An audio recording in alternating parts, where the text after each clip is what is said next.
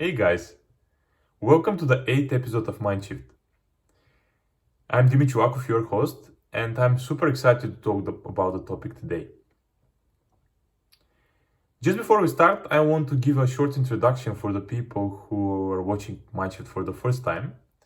Mindshift is a video series which main idea is to shift your perspective in different areas in your life so that you live your life with more joy, determination, and prosperity. Today I'm gonna be your mind shifter and I'm gonna talk about the topic of coronavirus. This is a very important topic nowadays, which creates a lot of confusion and a lot of anxiety in our population, in the world. And normally I don't talk about viruses and diseases, and I'm not so interested in them. But just this time, it's a different thing because coronavirus creates a lot of craziness in the world, and that's why I wanted to talk about it. First of all, before I start stating my perspective around it, I just want to give you some really important hard facts about the disease, which I guess some of you know, but some of you maybe haven't heard. First of all, the infected people from coronavirus worldwide are 115,000 people, which is 0.01% of the people who were affected by influenza for this period. I'm talking about the period until 10th of March. The death rates of the people infected by coronavirus are between 1 and 3.5 percentage. 3.5 percentage is a percentage which was stated by authorities based on the people who are hospitalized. But actually, there were more people who were affected by the disease, and if we include them, the death rate goes around 1%, a little bit more than that. And actually, if we consider that, this means that the death rate of coronavirus is a little bit higher than the normal death rate of the influenza or the normal flu. Why I started with that? Because it's very important to see the hard facts before we start getting crazy about something or anxious or worried about it. Why then? Because I'm sure that most of you and most of the world knows these facts. The world gets crazy about it, and even the authorities they close down sports stadiums, sports competitions, and also many other preventions, really big preventions around the coronavirus.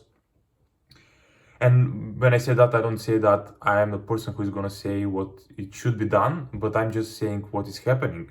And I think the first reason why a lot of fear and anxiety around that is because this disease is not very familiar. It's not familiar at all because it's a new virus, not the coronavirus, but this type of coronavirus is a new one, which hasn't been so far, and which creates confusion for people because it's not familiar. We don't know exactly the symptoms of it. We don't have on the medicine the traditional medicine hasn't found a cure for it, and this creates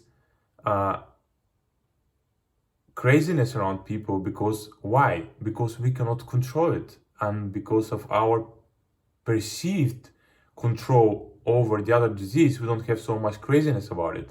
But because we don't have it here, we go crazy.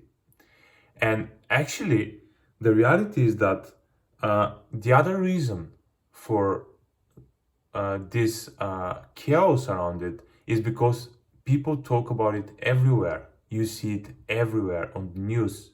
We see every new death on the news. We see all different areas which are affected on the news all the time, every hour. You see the preventions with which a lot of the government started making. And all of this, of course, will create way more craziness around people because we consider the authorities as people who know more about it than us. So if they do something like this means this is very dangerous. And that's normal. This is the normal way our brain works, right? So these two reasons creates really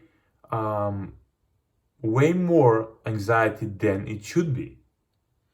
And I believe, personally, I believe, because I've also been working and thinking a lot around the anxieties and fear we create from sometimes not so important things, is because we really trust other people and people who are going to say something to us, then seeing really the reality of the situation. And that's what we need to change. We need to start actually finding the real answers. And that's why actually I included 4 links to different articles. And one of them is by a Harvard professor who is actually, I don't remember how many years, is focusing on only infectious disease to see what is his opinion about it. And in the other also there is a lot of science, but just to see what actually is happening there. And what we need to do about this coronavirus.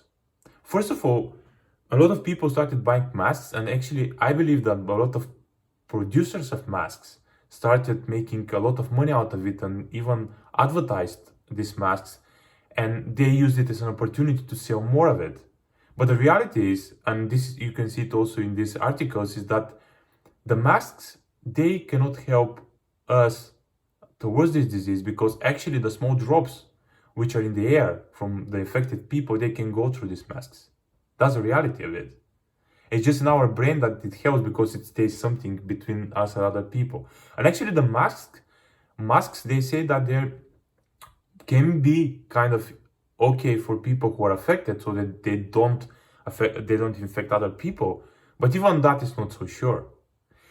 What is the reality is we need to know where this disease, how we can catch this disease.